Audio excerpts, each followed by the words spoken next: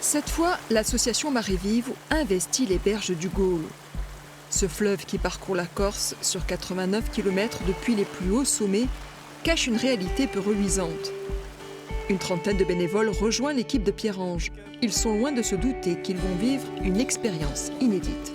Bon les amis, merci encore d'être venus. L'opération d'aujourd'hui, c'est une opération un peu symbolique parce que ça fait des années que le Gaule est parcellé de déchets. Les microplastiques qu'on retrouve en mer, en fait, leur processus de fragmentation, il démarre dès le moment où ils arrivent dans la nature et même quand ils sont dans les cours d'eau. Pour l'association, c'est la première fois qu'une telle opération coup de poing est menée sur les berges d'un fleuve. Le nettoyage va s'effectuer seulement sur 100 mètres. Mais ils savent déjà que la tâche sera ardue. Et vous allez voir, il y a beaucoup de plastique, énormément de plastique, des plastiques à usage unique, des sacs. Et aujourd'hui, c'est un dépotoir. Vous voyez qu'il y a des pneus qui sont juste là, il y a de la ferraille, il y a des vitres, il y a des sièges, des fauteuils, il y a vraiment de tout. On va y aller.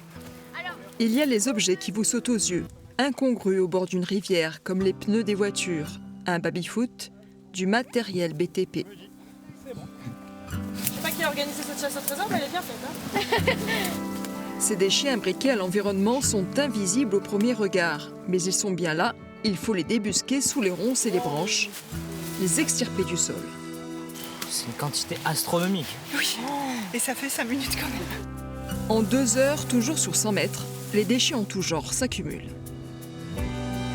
On ne se rend pas compte en fait de loin quand on arrive sur le site qu'en fait il y a autant de déchets. C'est vraiment quand on commence à ramasser et tout que petit à petit on accumule. Et au bout de quelques heures, on se rend compte qu'il y a des kilos et des kilos. C'est impressionnant.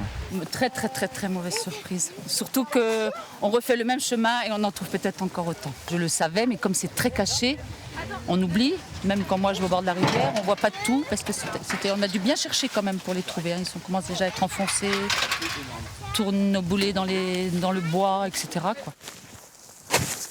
Pierre-Ange sait très bien que ramasser, nettoyer au bord d'une rivière ou sur les plages ne suffit pas.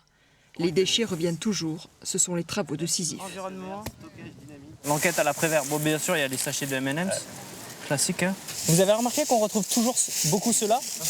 Renault. Renault Clio. Ah, voilà. Il devait y avoir un garage Renault dans le temps.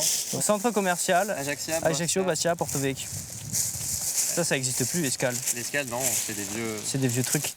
Des sacs plastiques jetés il y a une vingtaine d'années sont encore là. Pour stopper cette source, trouver les responsables, comprendre le chemin parcouru par ces déchets, il faut mener une enquête scientifique qui donnera du sens à ces vilaines trouvailles. Si on va voir, je sais pas moi, un élu ou un industriel en leur montrant juste des photos, en disant regardez, on a fait une action, on a ramassé des déchets, etc. Bon, ok, c'est intéressant, peut-être ça va l'émouvoir. Par contre, si on arrive à avoir un traitement des données, des résultats concrets, typologie des déchets, répartition, on va pouvoir faire des hypothèses, un vrai travail en fait d'analyse. C'est beaucoup plus intéressant, beaucoup plus constructif. Leclerc de Gap. Ah ouais, c'est clair. T'as vu, il n'y a que 8 chiffres. Les 8 chiffres comme ça, c'était il y a plus de 25 ans. Ah ouais? Pour combien on appelle? Tu rajoutes un... Non mais attends, est-ce qu'on rigolerait pas? Ouais, vas-y, essaye. Même si la source de cette pollution s'est tarie, ces sacs plastiques mettront 400 ans avant de disparaître totalement s'ils demeurent sur les berges du Gaule. Le numéro que vous avez composé n'est pas attribué. Ouais, donc c'est un truc vraiment vieux quoi. Un truc vraiment vieux.